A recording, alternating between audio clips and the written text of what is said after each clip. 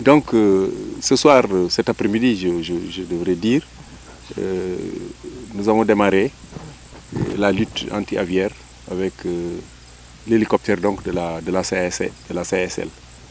Comme vous le savez, donc cette lutte anti-aviaire est une préoccupation, je veux dire, des autorités, des acteurs, en tout cas de la vallée du fleuve Sénégal. Et vous n'êtes pas sans savoir que l'année passée, avec les dégâts que nous avons connus, son Excellence le président Macky Sall avait instruit donc le ministre de l'Agriculture à acquérir un avion propre pour le Sénégal. Et cet avion, je pense, bientôt va arriver.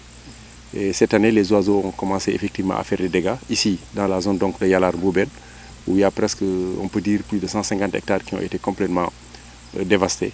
Et heureusement, l'avion a obtenu donc son autorisation de voler. En même temps, le pilote aussi a obtenu aussi son autorisation hier. Et aujourd'hui, donc, nous avons démarré des opérations au niveau donc, de Bouben. Et ces opérations vont se poursuivre, Inch'Allah, dans toute la zone donc, du delta. Et on va aller donc jusqu'à Podor. Il se pourrait même qu'on aille jusqu'à Matam pour essayer vraiment d'éradiquer toutes les zones, en tout cas, de nidification donc, de ces oiseaux-là. Pour permettre alors aux agriculteurs de pouvoir récolter correctement, mais en même temps aussi de préserver, en tout cas, les récoltes que nous allons connaître aussi pour l'hivernage.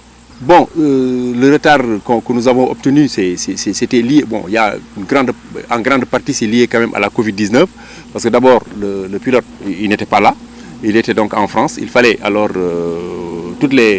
prendre toutes les dispositions pour qu'il puisse donc venir au Sénégal. Il est arrivé, en même temps, il fallait aussi régler aussi toutes la procédure, en tout cas technique, pour pouvoir obtenir donc les autorisations de l'ANACIM, comme vous savez. Donc c'est une utilisation donc d'un hélico. Donc il faudrait quand même s'assurer donc de la capacité de cet avion technique. Hein. En même temps aussi s'assurer aussi que celui qui doit encore aussi le piloter et aussi donc dans les dispositions donc de pouvoir le faire.